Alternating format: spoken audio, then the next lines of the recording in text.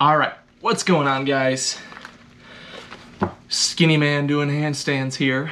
I hope everybody's weekend is going very well, and I would like to share with you this time primarily how I do handstands every day and keep my wrists strong, healthy, and mostly pain-free. So the first thing I want to say is that the last piece of that sentence is a lie. And it's a lie because it's something we have to accept when learning handstands. There's going to be some discomfort involved. And I'll tell you a quick story. March of 2020, I broke my right wrist skiing. I fractured a small carpal bone called the triquetrum, and it was very painful. It left me basically unable to flex or extend or deviate the wrist more than this limited range of motion for 6 to 8 months. And I pushed it for a long time without ever accepting that I might be injured. And injured seriously. And it cost me a lot of time, and it made me realize that some pain is not okay.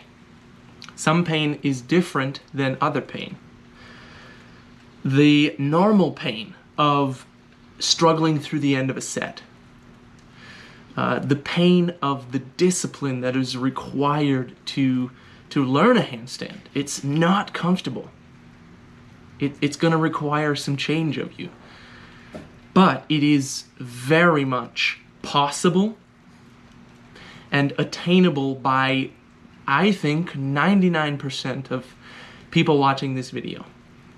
With the right approach and some simple education, your handstand literacy, so to speak, will be plentiful, and you will be successful in your journey to learn not only just a handstand, but some more of the depth to this practice and what there is available to you if you stick to it. Now that I've chatted up the first part of the video, let's get to the good stuff. So I'm going to talk through some of the clips that you're about to see, because the very first part is I always warm up my wrists. And so in the clip here, you will see I'm outside and I'm beginning just some basic wrist circles. I go through extension and flexion just in space, sitting there, squatting on the ground, just making sure that my wrists feel okay, because sometimes they don't. It isn't always perfect. I do go through days of being more and less sore, and for certain reasons I might have stiff wrists that day, you know. A good example would be that I worked on the farm for a week helping family, and did a lot of shoveling or just kind of put more demand on the body than I'm used to, and I have sore arms, sore back, sore chest, sore shoulders, sore wrists. So checking in is very important. The next thing I'm going to do is, after I feel like the wrists have gotten some blood moving through those muscles of the forearms, I'm going to just go through some extension on the ground. Simple wrist extension and flexion, not putting a lot of weight into the hands yet, or at least all the body weight, and just kind of, again, feeling out the range of motion. And that kind of concludes the warm-up. At this point, I want to stress this, at this point in my handstand practice, I am able to do a warm-up like this. The thing I want to share here, though, is that this may not work for everybody. You need to be interested and courageous enough to try out some different things for yourself and try to see what works best for you. I didn't always have a wrist warm-up like this, and in the beginning it was much longer, much more complicated, And to be honest, I feel like my wrists now are more durable than they have ever been before, which is funny to say after I broke my wrist. So following this, I'll do my handstand practice, and again, being very cognizant of how the wrists feel, not forcing anything. Occasionally I'll twist or fall awkwardly, and the wrists will be kind of sore the next day. So just know that that's part of a handstand practice, and that you will probably face moments like that will be uncomfortable.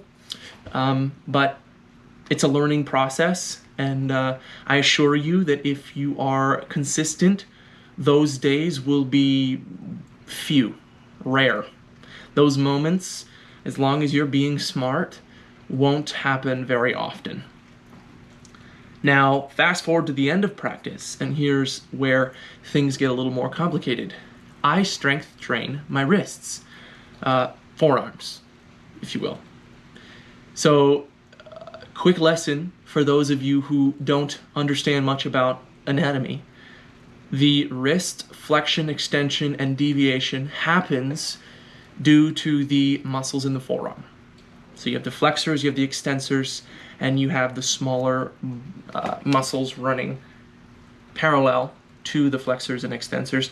And truly, even in a spiral sort of way, they all connect and they all do similar things. So at any given point, you are using most of the muscles in the forearm during a handstand.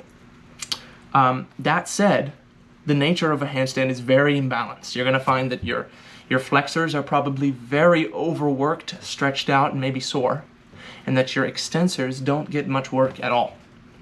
So your job in a strength training sense is to train your weaknesses. And this is where I've had the very best luck. I don't go very crazy, and this is not intense, but the clips you're seeing now walk you through some of the strength training that I'm doing for the wrists at the end of my practice. So I go through extension, I go through flexion, and I'll often do about twice as much extension work as I will do flexion work, just because, as I said before, the flexors get stretched and exhausted doing handstands. So I do not want to overwork them. And then I'll go through ulnar and radial deviation. You'll see with a weight on a stick there. And at the same time, that is also to some degree, some extension and flexion work in itself. And then the other portion of my practice in the strength training world is just making sure that I don't neglect that self-massage that happens or needs to happen at the end of a practice to keep the forearms kind of, I'd say, like primed, if that makes sense, because I do not strength train every day, and so I don't strength train my wrists every day, and when I'm not doing that, I'm usually just self-massaging the forearms. And I'll show you, you'll see the setup here, which is usually just me using my own body weight and my kneecap and kind of like really driving most of my weight into the forearms and going through the range of motion in the wrist. And while painful to some degree, it is very effective at keeping the soreness away. So now that you've seen what I do on a day-to-day basis to keep the wrists feeling good and practice at its best, I want you to think lastly about how much you really need to practice. And I want you to approach practice with a gentle attitude. Remember that your body it's an adaptation machine, but you have to push it slowly. You can't expect big changes. And this is a lesson I had to learn the hard way because I did too much too fast and I always got injured. So now I make sure that my practice is just enough. It's just enough to satisfy that hunger to push forward, to make a little bit of progress, and I make sure that I'm challenging myself, but I'm searching for that 101% effort instead of the 150 or 200% effort every day. I would rather do this for 10, 15, or 20 years and make incremental gains, but raise my floor, raise my standard every week and every month, than push myself to the extent that I just hate practice. For one, no one talks about the mental cost of training at 150% all the time,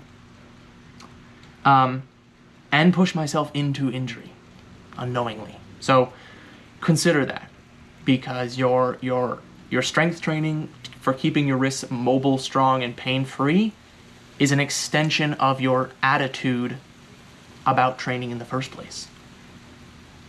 So that is all for the video today.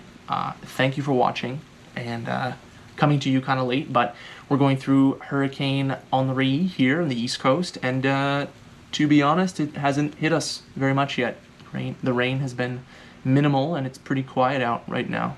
I have the window open behind me, and the breeze is very nice. So there, we'll call it there. Please let me know what you think of the video and the knowledge that I'm sharing with you in the comment section below. I always appreciate a thumbs up on the video. It shows me that these things are being appreciated, and at least that the content is relatable and valuable. And if you want to see more videos in the future, hit that subscribe button and the bell for future notifications. For now, though, enjoy your Sunday evening. Enjoy your week ahead. Get out there and kill it, set some goals, organize your time, and be great. I'll catch you in the next one. Peace.